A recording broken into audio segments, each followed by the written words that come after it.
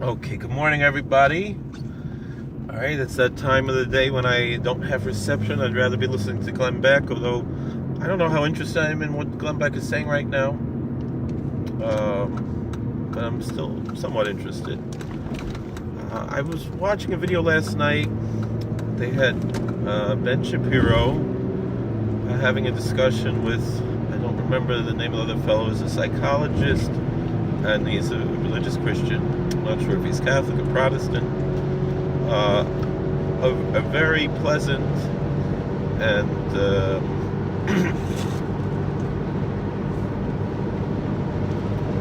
friendly conversation about basically what's the difference between Judaism and Christianity, the major, and so forth, the major differences as far as their relations to the world and so forth. It was a very interesting conversation. I don't know if I agree with everything. I would probably have my 2 cents to put into the conversation as well. That being said, there was a comment there. I don't remember the name of the person who commented, and since there's no reception here, I can't really look it up. I forgot. I just remembered now that I'm making the video that this is what I want to make a video about this morning. Otherwise, I would have done my research when there's reception and remembered, the name of the other commenter. Who was a very intelligent person, very, got everything put together, and and the name of the person saying the comment on the video. Who I don't know that much. I can't say that much about what they're saying, but it's a typical question. Kind of turned differently. Often people on the left turn it against Christians. I think there was a TV show, The West Wing, and there was a caricature of Dr. Laura Schlesinger, who was Jewish, even though she made some statement that she stopped practicing Judaism, but she remains Jewish. Yisrael Aval Pi Shechati Yisrael Hu, and the other thing would, a ger who's chayzel l'surah, it remains chayiv in the mitzvahs, doesn't lose their position as a ger. All of that being said,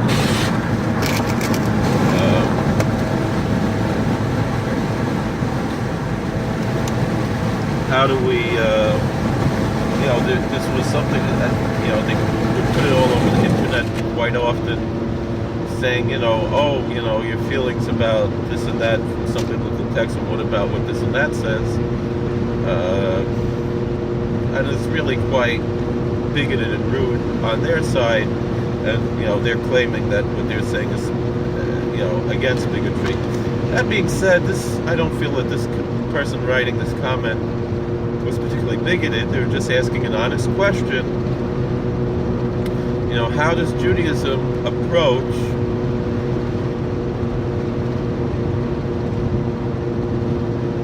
the laws of the Hebrew Scripture, books that Christians call the Old Testament? As I've said before, I don't consider it old. I consider it current and totally, living Scripture that is applicable today.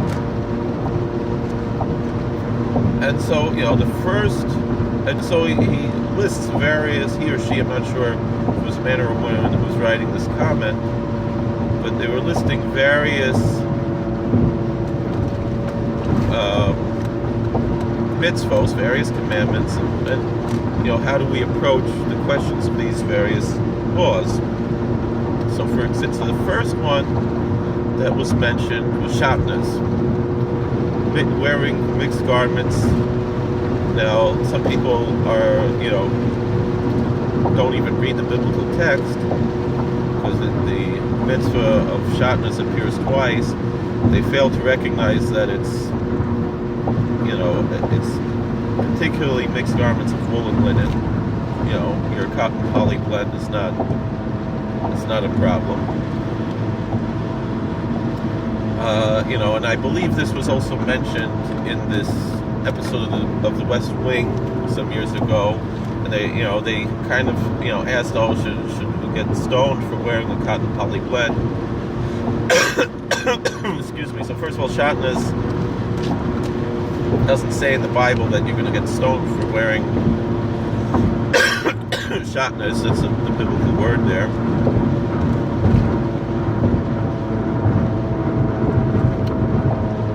And it's a strange word. It's not a word that appears, we had to figure out what it means. But from the context, it says mixed wool and linen. It would seem that the reason is, there's a few different reasons that have been opined, whether it's, similar to mixing meat and milk, or the sacrifice of Cain and the sacrifice of Abel. There have been suggestions like that, or whether this is something that only the priests are allowed to wear in the temple, and it's similar to, or having a sacrilege to the temple service, taking the Ketores or the Shemana Mishka for secular uses, for the incense offerings, or the anointing oil, the special ingredients, the special recipe of 11 herbs and spices. Actually, and it's actually 11 spices that are mixed together to form the Ketores, to form the incense. What exactly are we talking about here? That's prohibited for secular use, to make your own incense and so forth, or even in a synagogue or so forth. It's only to be in the tabernacle, in the temple, and so forth.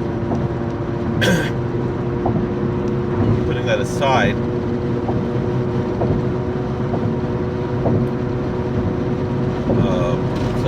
so perhaps the same thing if this is something that's only reserved for the priests. But let's put that aside. So the question is, do we still keep this law? The answer is yes.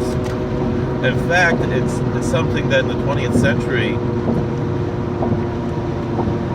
century technology and science, maybe it's 19th century science, I'm not sure, but it was in the 20th century that this came about, that we have such a thing as a laboratory, a shatnez laboratory, that you can look under a microscope, apply certain chemicals to the material to figure out if there's the presence of both wool and linen. And so, like, if you buy a new suit, and you're not buying it from G&G, you're buying it from a secular or non-Jewish tailor, and quite often underneath the lapel, underneath the collar, sometimes you'll find shatnez, you'll find wool and linen mixed underneath the collar, or sometimes, other places, and there are ways to remove it, and so forth. And there's a whole industry that developed, and they don't charge a lot of money. Some places even do it for free, just to help people do the mitzvah, or they only charge a nominal fee, something like $5 or something, to check if there's shatnez. So I remember, these things, generally it started in Williamsburg and Brooklyn, and, it spread to Lakewood and Queens. And when I was a Rav in Richmond, even in Richmond, where you probably needed it more because you didn't have frum tailors, you had Jewish tailors, but you didn't have any frum tailors. And even from the frum stores, sometimes you have to check for shatnez, especially if you're buying something wool. But generally, if you buy from G&G, whatever you're going to buy, a wool, reckle, it'll usually say, or a kapata or whatever that's wool, it'll say, shatnez free, shatnez checked, whatever, that is already checked. I remember buying a suit jacket when I was first becoming frum, and it was from Israel, and I asked about being shatnez, and the lady at the store said, "Oh, you don't have to worry about that. It's from Israel." Most probably, you do have to worry. I remember Rabbi Chaimov telling a story that there was a lady who complained that her baby was always crying and didn't know what to do. I asked her, Rabbi Chaimov is a Rav in a Rosh Hashiva in Queens from the Bukharian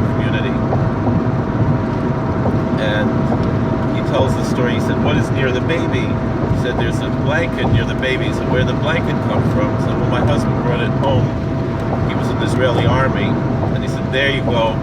The Zionim, the Zionists, they hate our religion so much that they specifically put shatnez into the blankets. Maybe nowadays, the Rabbanut is a little bit more powerful and they were able to overcome that, but this was, probably in the 80s or something, maybe 80s or 90s or something.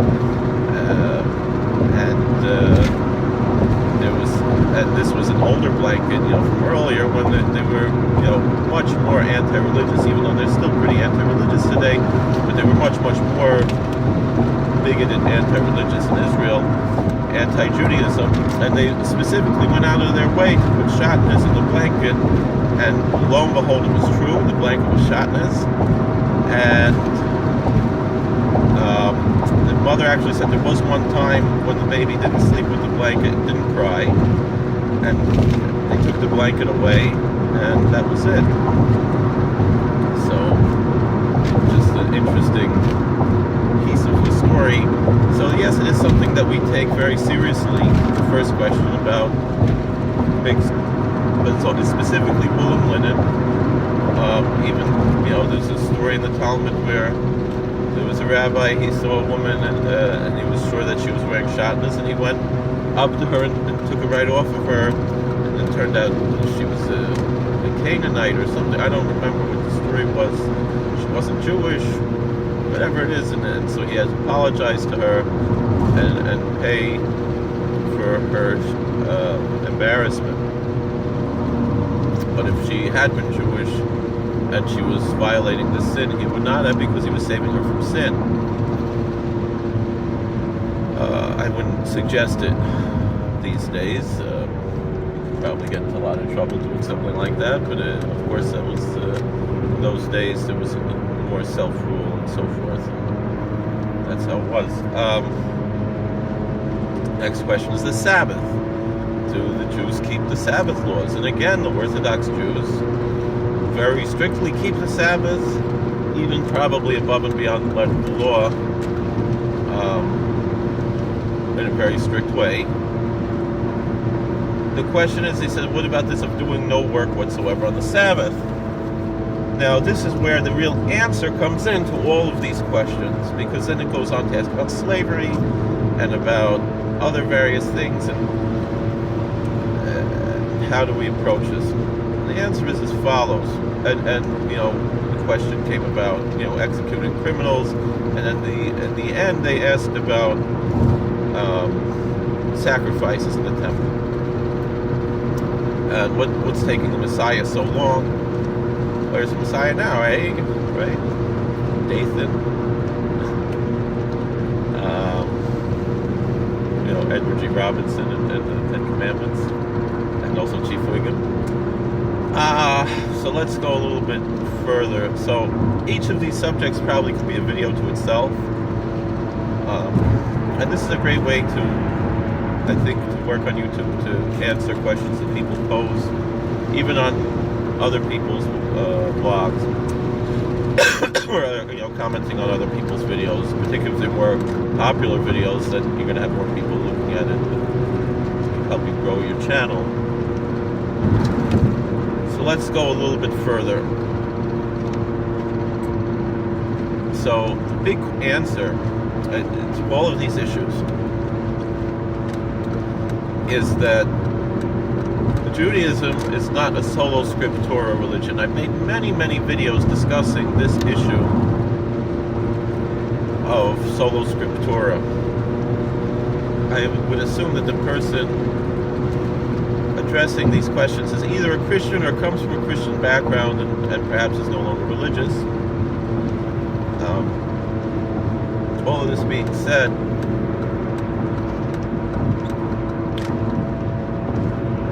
we know in modern Christianity, the older churches, the Catholic and the Orthodox churches, are the churches that have traditions, more or less, and the Protestant church waves a banner of solo scriptura that their only authority is the Bible and not man-made traditions.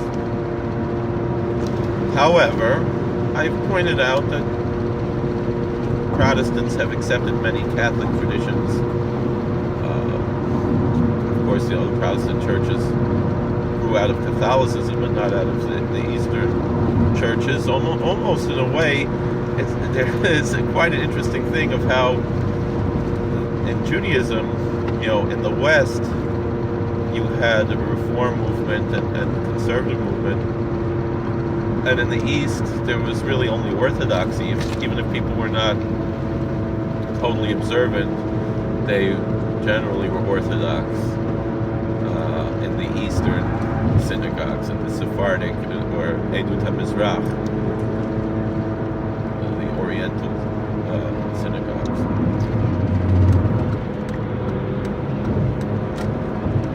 As they were often called,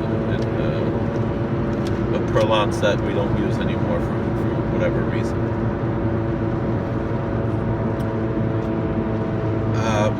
However, there is still a unity, and so therefore, the Sephardic Orthodox and the Ashkenazic Orthodox will have much more in common than the Ashkenazic Orthodox and the Ashkenazic Reform.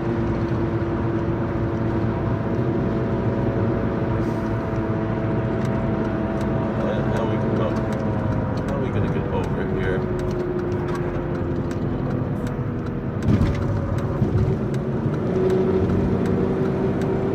So anyway, the question is, how do we approach the Sabbath and all of these questions? And the real major answer is that Judaism is not a solo scriptura religion.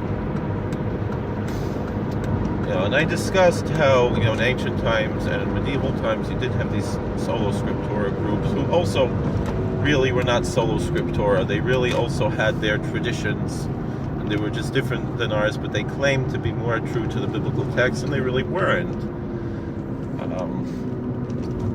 And of course, the Sadducees and the Karaites were, in ancient times were the Sadducees, and in medieval times were the Karaites, and they were different groups. A lot of people assume that they were the same when they really were not. All this being said,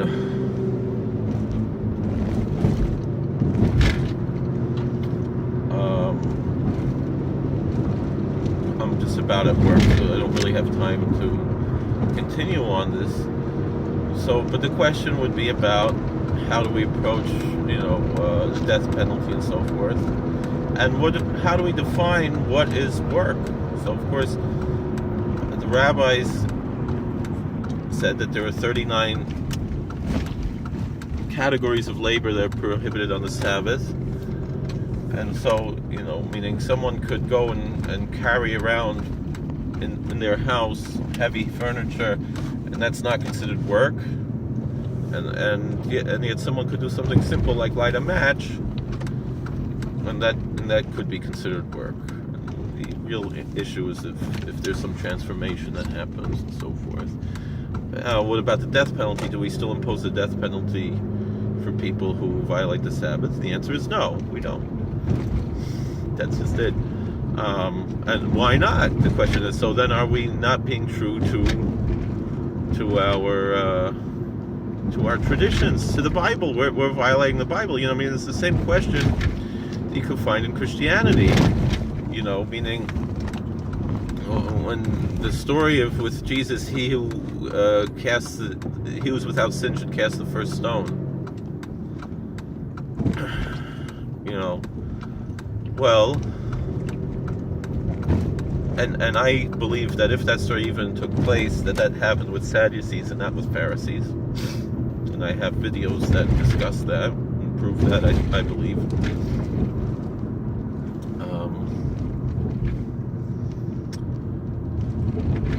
Alright, I'm here at work, so I don't really have time to continue. But if that, the question could be, well, isn't it a sin not to execute the guilty party? And the interesting thing is that all the answers that Jesus gives are the same answers that the rabbis give. And the answers, and so that's why I would suggest that Jesus was more in line with the quote-unquote Pharisees, which, again, I questioned, what is this term, the Pharisees? Yes or no, but the ones we'll colloquially call the Pharisees, he was much more in line with them, and that's why he was probably comfortable to chew them out, as he did. All right, so thank you for watching. God bless. Please like, share, and subscribe. And we're going to have to continue this later. Thank you for watching.